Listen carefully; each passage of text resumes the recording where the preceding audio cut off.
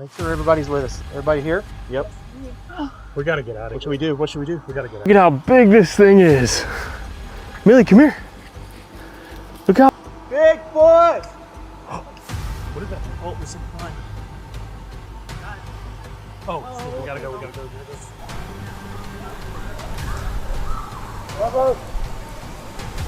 Hello?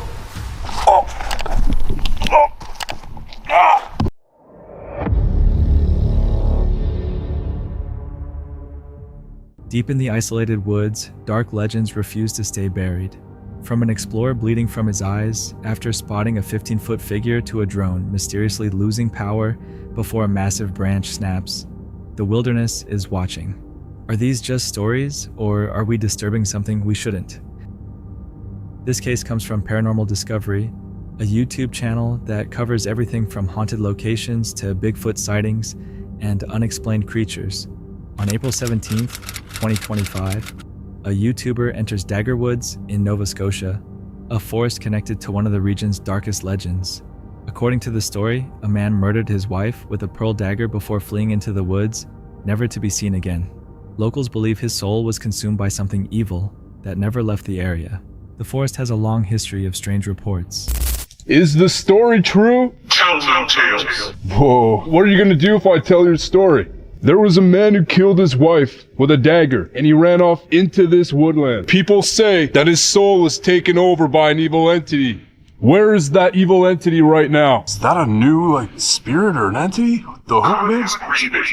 Hello? Someone's standing there. I know it's out here. Something is in my vicinity. Look at that. It's got a round head, and it's standing about 15 feet off the ground, or floating. What is that? No!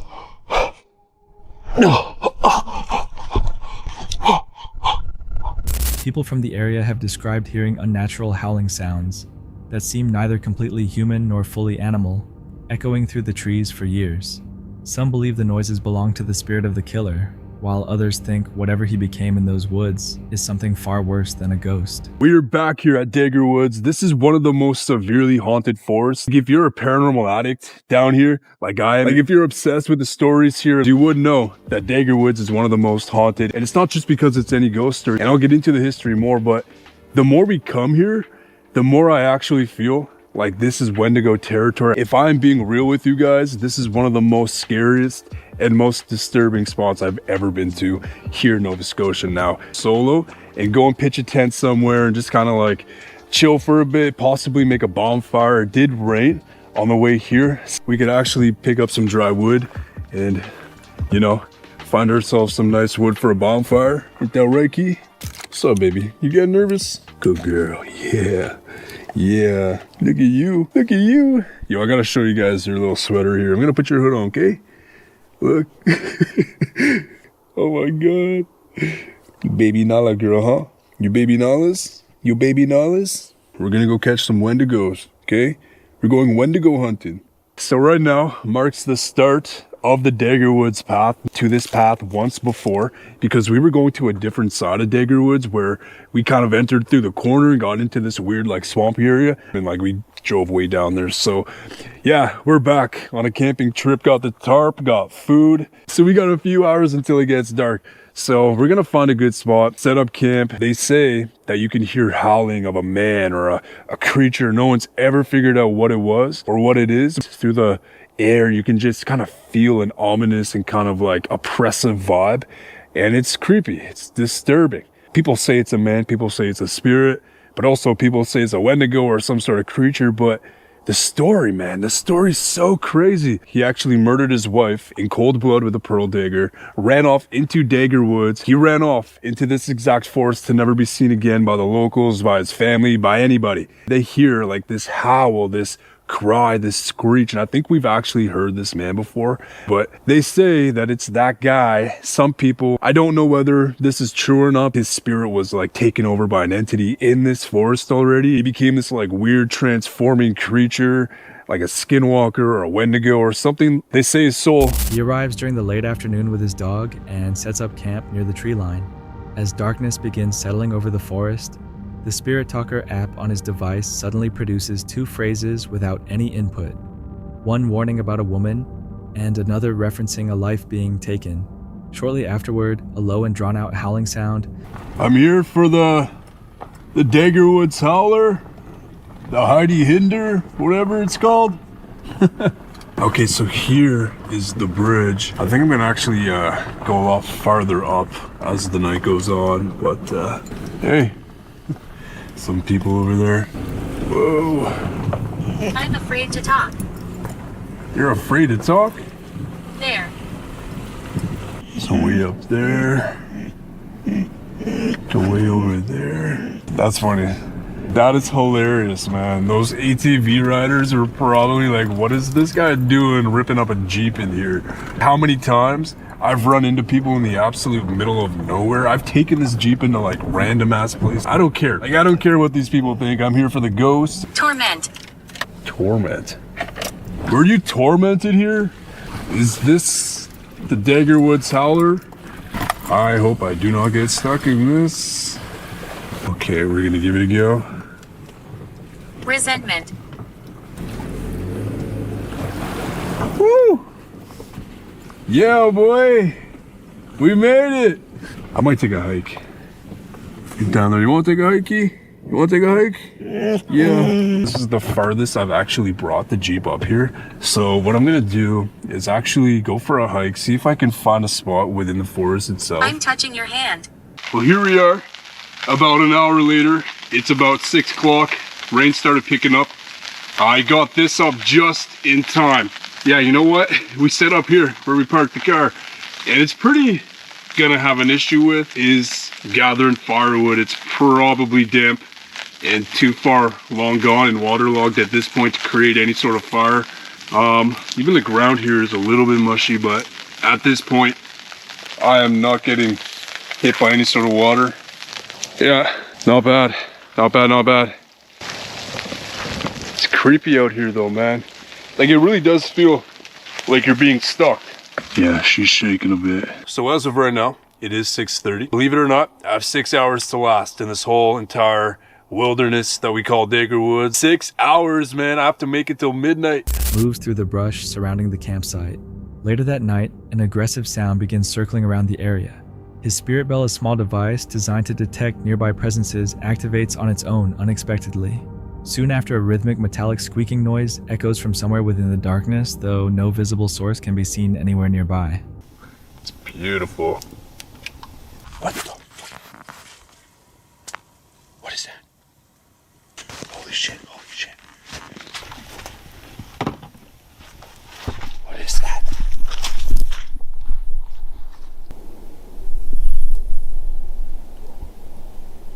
It's an aggressive dog. Hello? Someone there? What the hell?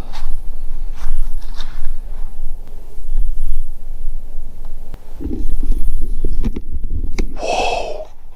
It legitimately is echoing through the trees right now.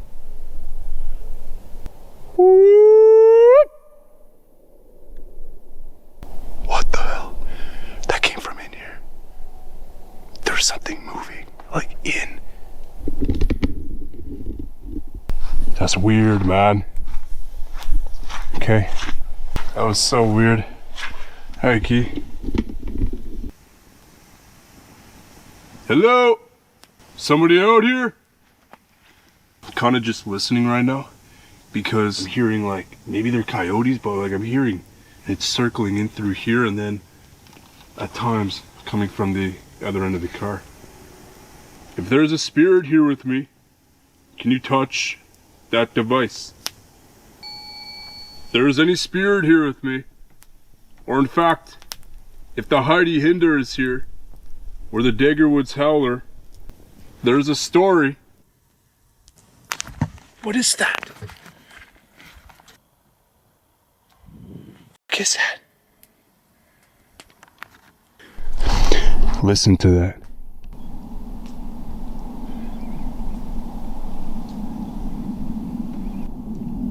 Hear that squeaking?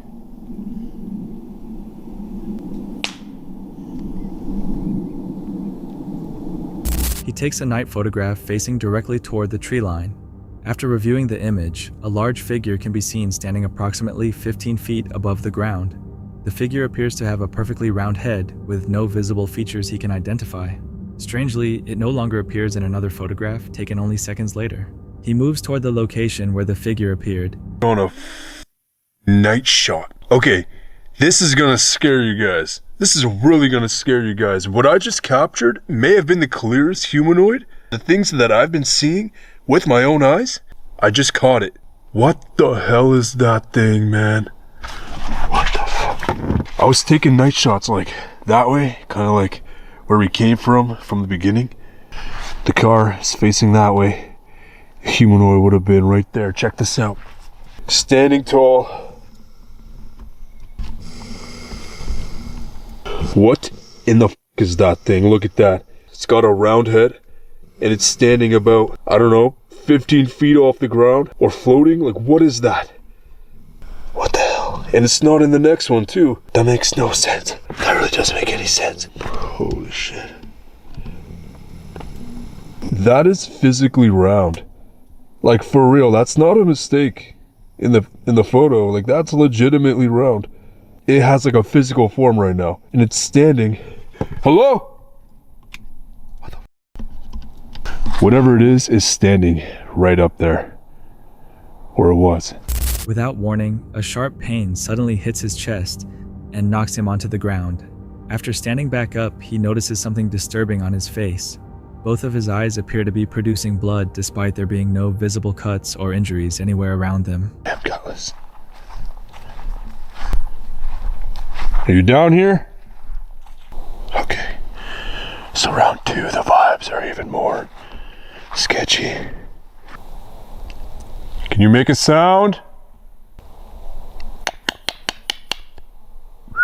Can you mimic that? I mean no harm. I think my eyes are starting to like see stuff that isn't really there, or that aren't really there. What the hell?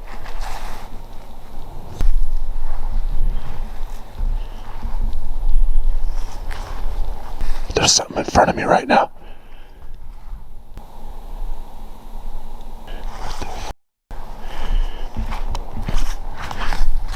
Whatever you are, you gotta leave me alone. I feel it.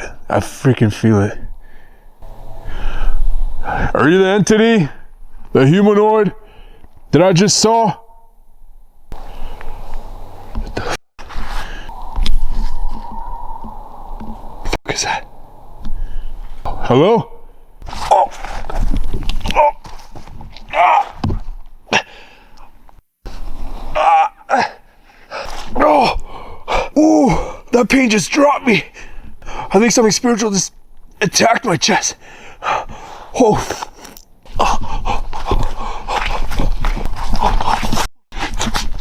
Somebody just knocked me over. I just started tearing. Something literally knocked me over. Who are you? I'm literally about to tear right now. Oh. Something just, like a pain just hit me. I take that as a spiritual warning. Oh my god, what the f***'s on my face? What is that? What is that? Is that blood? No way. I was tearing over there. Did I just tear blood? We gotta go right now. We gotta go right now. Whatever you are, you have to stay here. That's a first. I literally just tear blood. No, don't turn this down. That's blood. That's like blood from both sides of my eyes. Now, I don't know if I was crying out blood. Is there a cut right there? I can't see. I'm getting out of here. I'm getting the f*** out of here. Something is here and it just attacked me. It's gonna be another one of those nights I'm gonna throw everything in the back and get the f*** out of here. Like, I'm not cut there. Or am I cut there? Okay, time to get the f*** out of here. I found her shaking back there, and I don't want her scared or nothing. He immediately gathers his dog packs his equipment and leaves the woods. The round-headed figure standing 15 feet above the ground The unprompted device responses and the unexplained bleeding all remain without a clear explanation. Some viewers who watched the footage compared the figure's shape and size to descriptions commonly connected to reported Bigfoot encounters, though nobody can say for certain what it truly was. What do you think was standing in those trees that night? On November 2nd, 2024, Trent the Traveler documents a solo van life journey through the remote forests of Oregon and Washington in the Pacific Northwest. Known for cinematic travel and wilderness exploration, the channel enters terrain long connected to Sasquatch reports. Rain-covered trees, deep silence, and isolation create an atmosphere that feels calm on the surface, yet quietly unsettling underneath.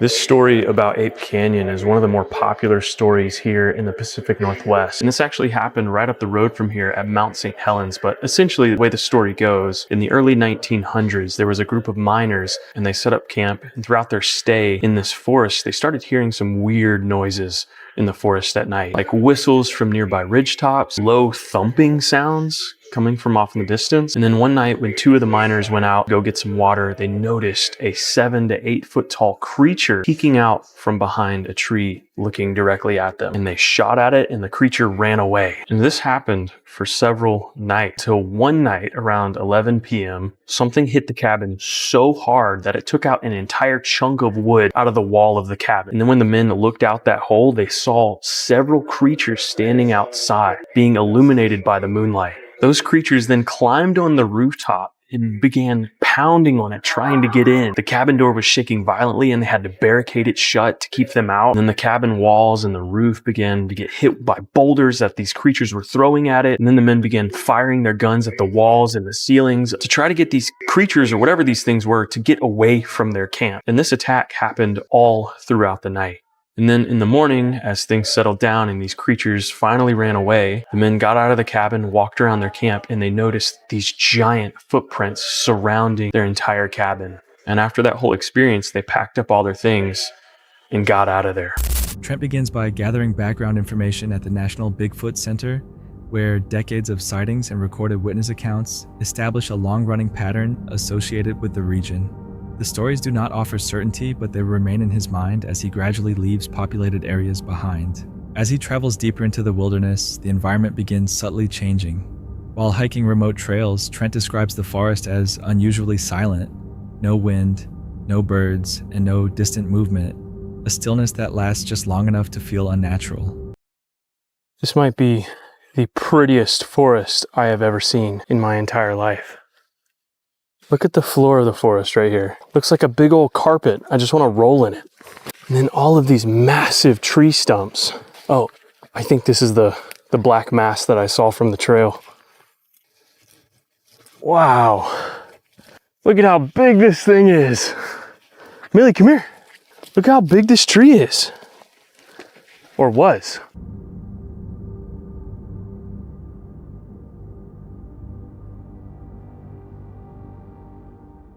Oh my gosh, look how massive that stump is. That's the biggest one I've ever seen. I don't know if the camera's gonna pick that up, but look how wet this tree is. It's just drenched, it's soaked, and moisture is just pouring out when I squeeze the bark. And it looks like something might be living in there. Perfect spot for, honestly, a pretty big animal. So I'm not gonna get too close to that, because who knows what lives in there. Now that's a big tree. Look at this thing, man. This is a massive, massive tree. Oh my gosh. And it goes way up there. Massive, hollowed-out tree stumps and dense terrain appear throughout the route, reinforcing how easily something large could remain hidden within the forest without ever being seen. Later, Trent meets Shane from the Olympic Project, who shares audio recordings captured in isolated forest locations. So I am currently on my way to go meet someone very interesting. This is a man named Shane, who has basically dedicated his entire life to uncovering the mystery of Sasquatch here in the Pacific Northwest. And Shane co-runs a project in Washington called the Olympic Project, which is basically a group of people just like Shane who have come together with hopes to one day prove the existence of Sasquatch.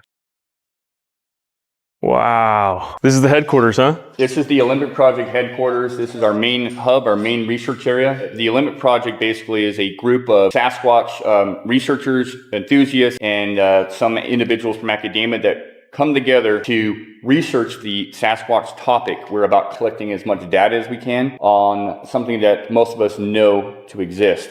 But what we have here is a collection of casts. Not all of these are Olympic Project casts. Some of these are, in fact, other researchers and investigators that have collected them over the years. Some of these are more well-known than others. We have Littlefoot here, which was casted up near Mount Rainier in the month of October during snow. This is what we, be an infant, which was found alongside some 14-inch tracks, but there was only one. So that's, one example of a really unique impression casted. So, again, you found this just like in the middle of the forest. So alone, like having a baby foot imprint in the middle of the forest, whether it's Sasquatch or not, that's strange. It is strange. Let me show you something else. We were led to an area in the Olympic private timberland that a timber surveyor, 27 years into business, he came across these ground nests, and they're profound. We found 24 to date. They range in size from 3 feet across to 8-9 feet across, all made out of huckleberry. Evergreen huckleberry, and they're bathtub shaped. They're not a perfect circle, and they're also multiple in an area. They're very strategically placed. They were kind of in a V formation above a salmon-bearing creek, seasonal salmon-bearing creek, but the hair we pulled from these is primate hair. So how often do you come here? As much as possible. Yeah? I try to get out here as much as possible. So, how far away do you live from this building or this property? I live 2.5 hours away from this building here. And this is not our only area of interest. We have multiple areas, about 3 to be exact. Some down in southwestern Washington, a couple up here in the Olympics. So from what I've gathered, you specifically got this location because there was an influx in sightings or reports of Sasquatch in this area? Absolutely. So this area purchased back in 2009, and there was multiple roadside crossings along this road here and one directly on this property.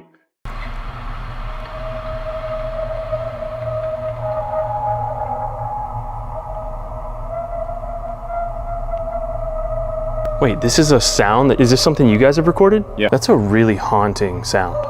And we have no wolves up here in the Olympics, so. I'm actually getting chills just hearing that. Like, that's a very, very scary noise. I can't imagine hearing that like out in the middle of the woods when you're alone. It'll raise the hair on your arms.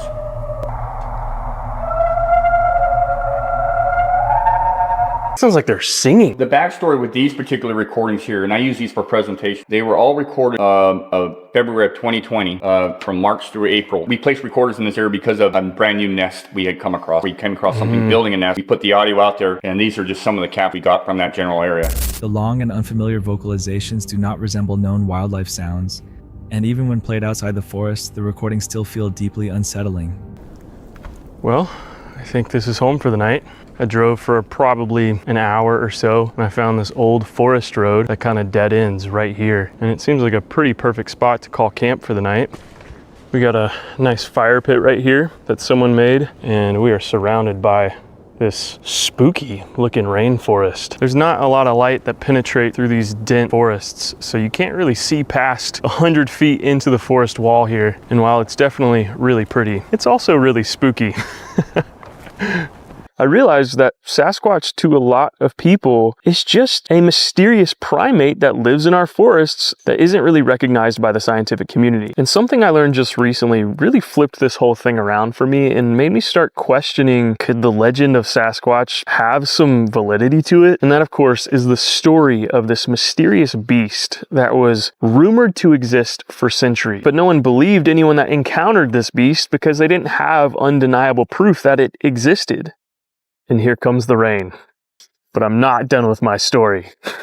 Until one day, someone captured this beast and they brought it back to civilization to prove its existence. And that beast is, of course, a gorilla. And up until just about 200 years ago, these gorillas were legit seen as like mythical creatures in the same category as like the Yeti or Sasquatch. And now we know it exists.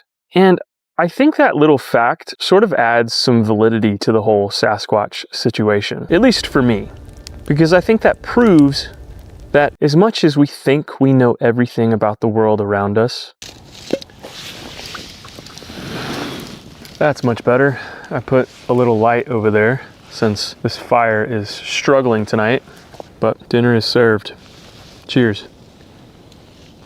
You can never go wrong with just some Velveeta mac and cheese. Yes, I'm a 30-year-old man eating nothing but Velveeta mac and cheese for dinner. No veggies, just raw dog in the mac, and I'm not ashamed of it because it's delicious.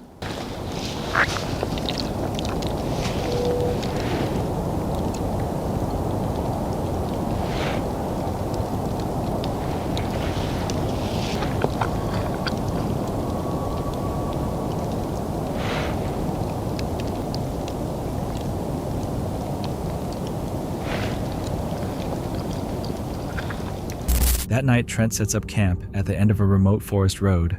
Rain falls steadily while darkness slowly surrounds the van. The isolation feels complete, almost as if the silence around him is hiding something just beyond sight. Many viewers notice that silence, unfamiliar sounds, and a shared feeling of unease continue appearing across many unrelated wilderness experiences. By morning, Trent leaves without clear answers, only a stronger awareness of how much the wilderness is capable of concealing. If fear can appear without anything ever being seen, what is it about these forests that triggers it so consistently? On June 17th, 2025, Mo Sargi enters a remote forest and cemetery in South Carolina for his channel, which is known for cryptid hunts and paranormal exploration. What begins as routine filming quickly starts feeling wrong as subtle disturbances begin following him deeper into the woods. Whoa, what the hell? These aren't dog. That's not a dog print. Look how big that is. That is like a freaking mountain lion print. That's crazy. And that's going towards us over there. We got my RV and Rick's car over there too. I'm seeing more of these prints going this way, heading towards the actual cemetery. Yeah, look at that. We got more of them right here. So there isn't any cell phone reception here, but I'm still connected to the Wi-Fi from my RV. We have a Starlink in there. Let me see if there's any wild animals out here. So this area called the McCormick State Park, it's inhabited by venomous snakes. There's coyotes, foxes. There have been 2 sightings of mountain lions in this area in the last few years. And bobcats as well. Just to show you guys, I got no cell phone reception. I'm barely clinging onto the Wi-Fi from my RV. Once I get past that Wi-Fi range, I won't have any more phone use. Whoa, whoa, whoa. I don't know what the hell that was, but that did not sound friendly. It was super loud, and it sounded like something dying. So I'm at the cemetery by myself now. I'm gonna go in there. There's such an eerie vibe here though. Thought I just heard someone talk. Hello? Anyone here? Yo, I could swear I heard somebody talking just now. All right, so here's the plan. I'm gonna get some drone shots. The whole point of me coming back here right now is to get drone shots, fly my drone, see if I can spot anything with it. That's very similar to the noise that I heard when I was up the road. What the hell was that? That came from down there. It's like something kind of growled at me, and then I heard some like sticks. From the very first steps into the forest, Mo notices unusual signs scattered across the ground.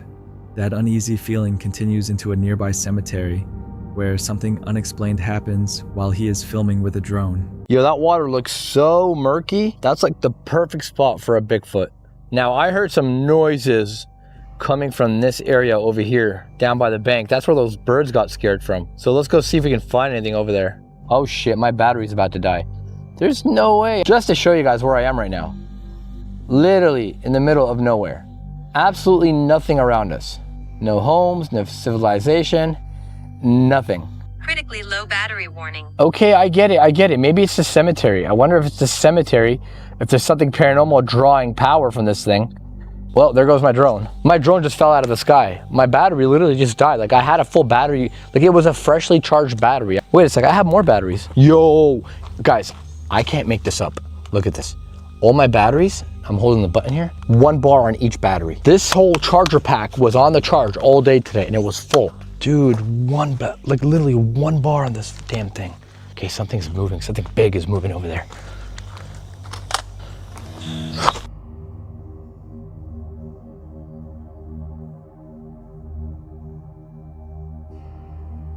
Yo, dude, there was something massive over there. I filmed it all.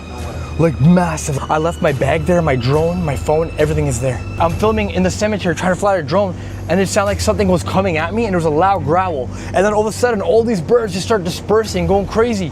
And I got it on camera. You guys need to come back with me. Like, this is legit shit. Hey, where's my backpack? Oh, dude, it was on the wall. My drone was on the wall too. It's not there right now. My bag is on the ground, dude. Wait, this is where you left your bag? I left it on the wall. Oh no. Oh no, what the hell? Dude, my drone was on the wall. Something touched my stuff. Okay, I'm gonna grab my stuff. Dude, something knocked my drone down off the wall. Bro, something is down by the water. Hurry up, hurry up. Hurry up. I'm not sticking around to find out. Wait a sec. Dude, my phone. Wait, you don't have your phone? No, it was here. I left it here.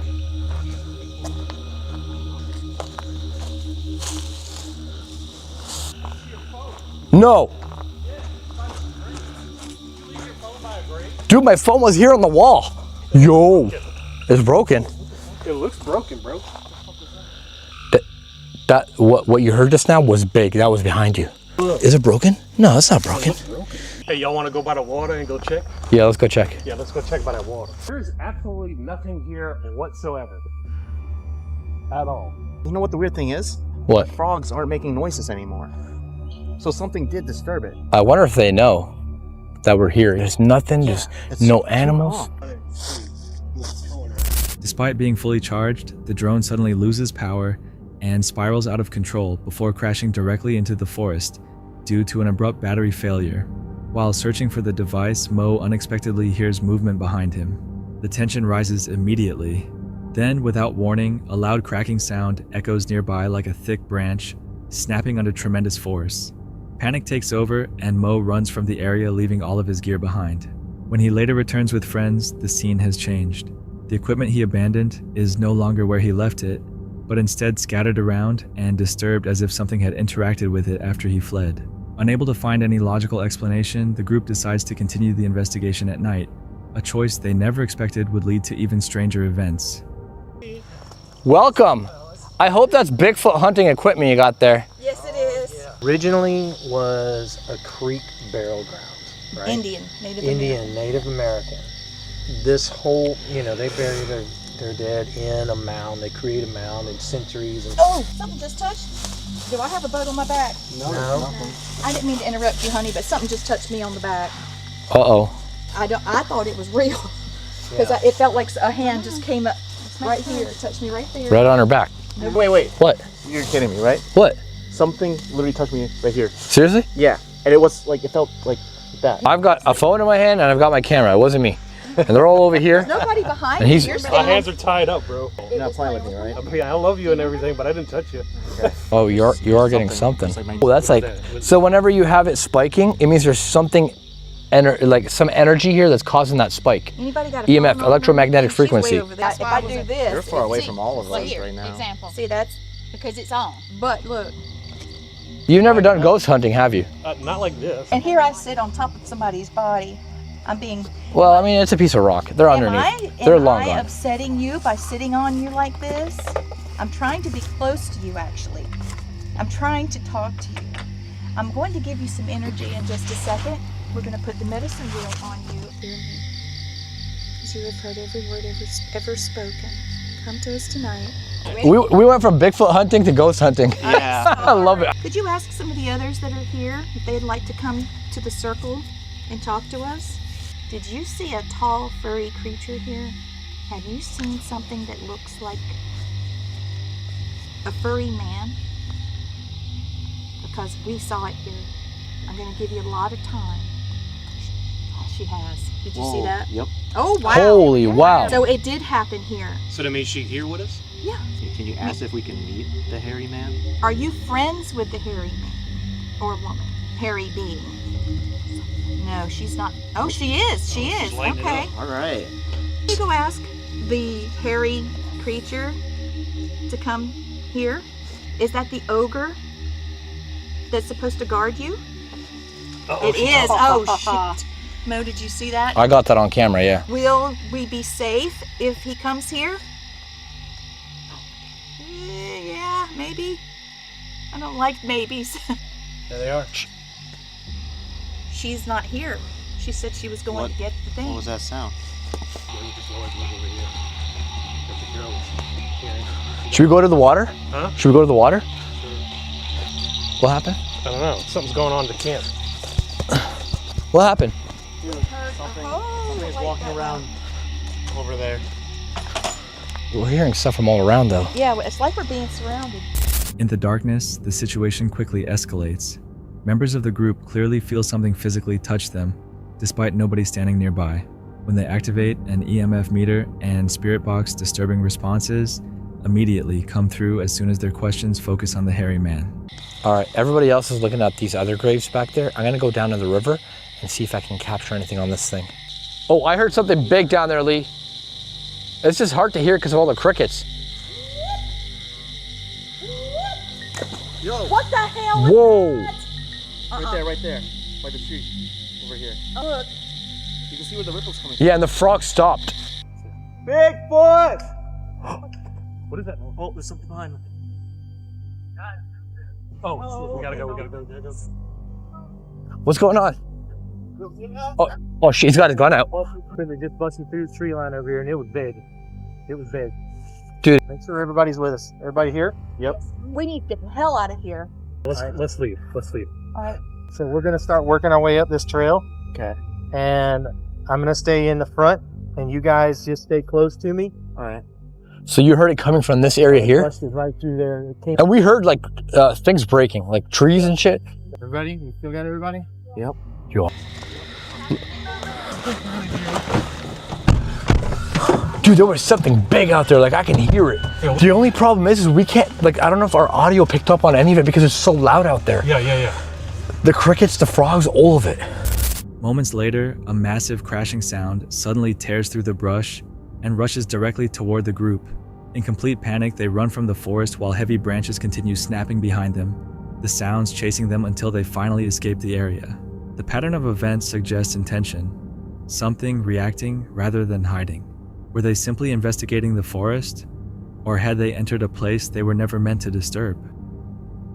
On January 11th, 2026, the YouTube channel Dead Appalachia explored the Smoky Mountains along the Appalachian Trail near Tennessee and North Carolina, an area long associated with stories about feral people and reported Bigfoot sightings for many decades. But once the sun disappeared behind the mountains, the trip gradually stopped feeling like an ordinary hike through the wilderness. The video opens with a conversation about the legend of the feral people, believed to live deep within the Appalachian Mountains. The narrator also references the well-known disappearance of Dennis Martin in 1969, a case that remains linked to strange stories from the region even today. Over the years, many hikers have connected these same mountains to alleged Bigfoot encounters and unexplained creatures reportedly spotted near isolated trails after dark. Now, the most popular potential case is the infamous disappearance of Dennis Martin in 1969. Dennis went camping with his father, his grandfather, and his brothers in the Smoky Mountains. Dennis and his brother wanted to play a little prank on the adults of their troop, so they hid in various areas around the campsite, and so the kids jumped out, laughing and screaming. All of them, except for Dennis. He had gone missing, and the poor boy was never seen again. Now, there are many theories as to what happened to Dennis, but one of the most popular ones is that the feral folk got him. The reason being is that there was another family around the area who was camping, and around the same time that Dennis Martin went missing, they heard a piercing childlike scream, and then saw a hairy, scraggly-looking man sneaking through the bush, carrying on his shoulder what looked like either a sack of flour or a small child, before completely vanishing into the forest. While hiking through the mountains near Round Bald and Jane Bald, he comes across an abandoned campsite hidden beside the trail. Damaged gear tarps and scattered camping supplies cover the area. He searches the site carefully for evidence of a struggle, but finds nothing definitive. There looks to be an abandoned tent over here, or something of that sort. Someone up and left their tent. This is one of those really crappy Ozark trail tents. No wonder they left it. Definite fire pit. Some type of rain fly or tarp. Yeah, it's a tarp. And then tent poles here. Do you think somebody was preyed upon by the feral folk and the cannibals just left their stuff here? We can poke around a little bit, make sure there isn't any sign of foul play. Who knows, maybe the feral folk did get them. There's a bunch of shavings over here. There is fuzz. This is probably fire starter that they use. A rubber band. Here's one of their tent stakes. The longer I stay here, the more this is pissing me off. They left in a hurry, obviously, so maybe this is a sign of some type of struggle. I don't know. Later, as he continues farther down the trail at night, the sound of coyotes echoes through the forest directly in front of him. The trail grows darker and far more remote as the temperature continues to fall rapidly. Not long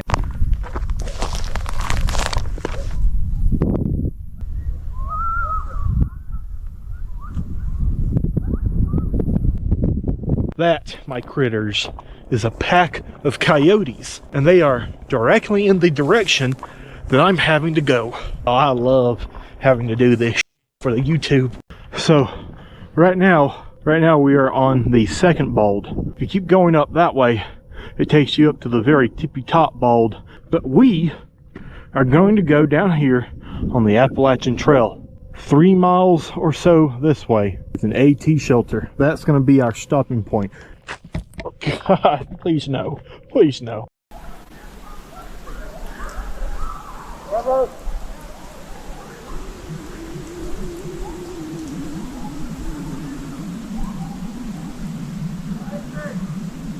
Not long afterward, he discovers a small cave near the trail and explains how a place like this could easily serve as shelter for feral people surviving deep in the mountains during winter. A sudden noise coming from nearby bushes causes him to stop completely and listen carefully before continuing forward once again.